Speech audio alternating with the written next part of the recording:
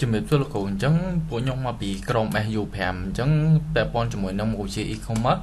អញ្ចឹងយើងថ្ងៃហ្នឹងនឹង build ជាមួយនឹង website មួយដែលធ្វើជាមួយនឹង server side rendering SSO ហ្នឹងហើយនឹងពាក់ព័ន្ធជាមួយនឹង product អញ្ចឹងនេះជា product ដែលយើងមានអញ្ចឹងសម្រាប់ website ហ្នឹងអាហ្នឹងយើង build នៅលើ Next.js ហើយនឹងសម្រាប់ការ hosting យើង host នៅលើ Amazon Web Server អញ្ចឹងទៅ AWS ហើយនឹងសម្រាប់ source code ក៏យើងបាន upload ចូលទៅក្នុង GitHub ហើយដែរអញ្ចឹងសម្រាប់នៅក្នុងហ្នឹង requirement របស់លោកគ្រូគឺមានជាមួយនឹង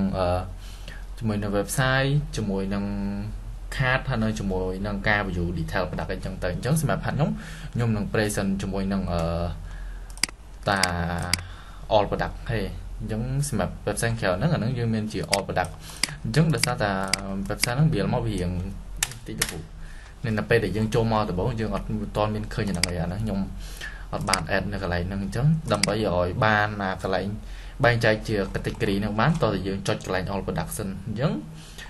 នៅពេលដែលយើងចូលមកដំបូងយើងនឹងឃើញ product ទាំងអស់nhưng mà តែយើងអត់អាចបែងចែកជា category បានតែតោះចុចអានេះមួយសិនមិនយើងវា load អូខេអញ្ចឹង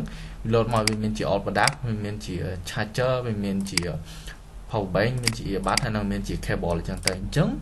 សម្រាប់នៅក្នុង home page ហ្នឹងយើងអាចចូលជា all product ហើយនៅក្នុងកន្លែង product នីមួយៗយើងមានជានេះជារូបនេះគឺឲ្យនឹង thumbnail ដែលយើងពាក់ព័ន្ធជាមួយនឹង adwork ជួយមានជា spec មានជាតម្លៃទៅហើយនៅសម្រាប់ខាងក្រោមនេះអានេះ text នេះគឺយើង detail ជាមួយនឹងឈ្មោះនៃផលិតផលមួយឬក៏ spec មួយចំនួនដែលយើងចង់ highlight សំខាន់ជាងគេហើយនឹងមានពាក់ព័ន្ធជាមួយនឹងតម្លៃអញ្ចឹងគេអាចមើលបានថាអូខេអានេះជាចង្សានេះជា power bank អញ្ចឹងទៅអានេះ brand អីកម្លាំងប្រមាណហើយនឹងតម្លៃប្រមាណទៅអញ្ចឹងគេអាចមើលតាមនឹងទាំងអស់បានអានេះយើងមានប្រដាប់ប៉ុណ្្នឹងឯងតែបើសិនជាយើងមានច្រើនយើងអាច filter វាបានអញ្ចឹងសម្រាប់ charger យើងអាចនេះយើងមានចង្សាគឺយើងមានជាប៉ុណ្ណឹងហើយមានជា power bank យើងមានជា3ប្រភេទហ្នឹងវាបាត់នេះជាកាសខ្ញុំប៉ុណ្ណឹងហើយនឹងនេះជាប្រភេទ cable នេះតែខ្សែសុទ្ធហ្មងអញ្ចឹងអានេះយើងអាច filter ជាអញ្ចឹងបានដែរអញ្ចឹងហើយសម្រាប់នៅក្នុងនឹងមួយអានេះយើងចង់មើលនៅក្នុង view detail តើយើងអាចចូលនៅក្នុងនឹងមួយមកចុចនៅលើរូបនេះក៏យើងអាចចូលមើលបានឬក៏យើងចុចនៅកន្លែង view detail នេះក៏យើងអាចចូលមើលបានដែរជ្រាបសួរលោកគ្រូខ្ញុំបាទមឹងសម្រាប់មកតពីចំណុចបន្ទាប់ពីនៅពិសេសដែលនិយាយពី view data នៅក្នុងបណ្ដាមួយលោកគ្រូអញ្ចឹងសម្រាប់ view data នេះយើងអាចចុចទៅលើ poster នេះក៏បានឬក៏ចុចទៅលើ view data ដែលពណ៌ក្រហមនេះក៏បានអញ្ចឹងយើងអាចចូលទៅបានដូចគ្នាអញ្ចឹងនេះជា main title ធំដែលនៅក្នុង product ហ្នឹងលោកគ្រូឈ្មោះ product ហើយនេះជាតម្លៃនិង rate របស់ customer ហើយនេះគឺជា specification មួយដែលយើងរៀបរាប់ពី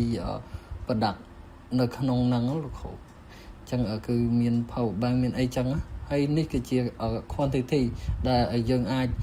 ជាតែងបាន2 3 4ឬក៏5ទៅតាមនឹងទៅតាមអ្វីដែលយើងចង់បានហើយពេលដែលយើងទិញ2 3 4អញ្ចឹងវាទូទាត់ទៅតាមនឹងវាបូកឲ្យថាតម្លៃប៉ុន្មាននៅក្នុងនឹងស្រាប់លោកគ្រូអញ្ចឹងយើង check out ទៅ process check out ទៅហើយបន្ទាប់មកគឺយើងអាចបញ្ជាទិញបានប៉ុន្តែបើយើងចង់បន្ថែមទៀតយើងគ្រាន់តែចុចទៅ continue shopping មកដើម្បីរកមើលរបស់បន្ថែមទៀតដែលយើងចង់ទិញអញ្ចឹងហើយយើង add to cart មកយើងចូលទៅមើលក្នុង cart ហ្នឹងអញ្ចឹងយើងបាន product ដែលយើងចង់បានអញ្ចឹងpower bank មាន5បន្ទាប់មក cable lightning ហ្នឹងមាន5ដែរអញ្ចឹងយើងអាច summarize ទិញទៅតាមហ្នឹងហើយតម្លៃគឺបូកឲ្យតាមហ្នឹងហើយសម្រាប់ shopping ហ្នឹងគឺ free ហើយជាមួយតម្លៃគឺយើង summarize ឲ្យទៅតាមហ្នឹងជាមួយនឹងការកាត់តាក់កាត់អីហើយអញ្ចឹងយើងបូកតម្លៃទៅតាមហ្នឹងហើយគឺយើងមានតម្លៃដឹកជញ្ជូន free ទៀតអញ្ចឹងសម្រាប់ចំណុចបន្ទាប់គឺយើងគឺខ្ញុំសុំទៅឲ្យ team ខ្ញុំបន្ទាប់គឺ30x ដើម្បីនិយាយពីចំណុចproceed to check out បន្ទាប់អរគុណលោកគ្រូពីសួរលោកគ្រូខ្ញុំបាទឈ្មោះសាមអេខ្ញុំធ្វើការបកស្រាយពីចំណុចបន្ទាប់ពីបន្ទូលក្រុមរបស់ខ្ញុំនៅត្រង់ចំណុចឆាយនេះអញ្ចឹងទៅពេលដែល customer ទិញមួយ item អញ្ចឹង customer បានទិញទៅលើ power bank 10000 mAh ចំនួនវាគ្រាប់អញ្ចឹងតម្លៃអស់$16 Chẳng order summary គឺ total មួយ item ចំនួន$19សម្រាប់ Shopee នឹងអស់$4សម្រាប់ពន្ធអស់10% ចំនួន 1.90 total សរុបអស់ 24.90 អញ្ចឹងដល់ពេលដែលដល់ចំណុចនេះ customer ត្រូវចុច process to check out នៅត្រង់ចំណុច check out នេះគឺ customer ត្រូវបញ្ចូលព័ត៌មានទាក់ទងទៅនឹងឈ្មោះ first name last name email លេខទូរស័ព្ទនៅត្រង់ចំណុច shipping address នេះគឺទាក់ទងទៅនឹងការបញ្ចូលផ្សាយដ្ឋានទីក្រុងហើយ postcode នេះទាក់ទងទៅនឹងលេខសម្គាល់របស់ទីក្រុងប្រទេស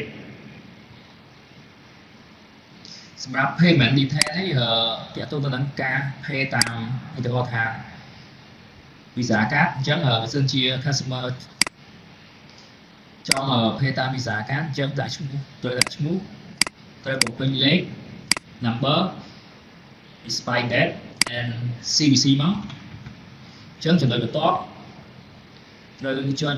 place order អូខេអញ្ចឹងដល់ពេលដែល customer បានទូទាត់ pay រួចរាល់ហើយគឺវាចេញទម្រង់បែបនេះទាក់ទងនឹងឈ្មោះអាស័យដ្ឋានកាត total សរុបអញ្ចឹងដល់ពេលដែល customer បាន pay រួចរាល់អញ្ចឹងហើយ customer ក៏អាច share វាជា PDF ឬជា PDF ក៏បានអញ្ចឹងដើម្បី share ជា PDF គាត់ទៅចុច print share PDF មកអញ្ចឹងនេះដល់ពេលដែល customer ចុចរាល់ហើយគឺវាបានទម្រង់បែបនេះជា PDF មួយទៀតបើសិនបើ customer ចង់បានជា file HTML គ្រាន់តែចុច download invoice.html មក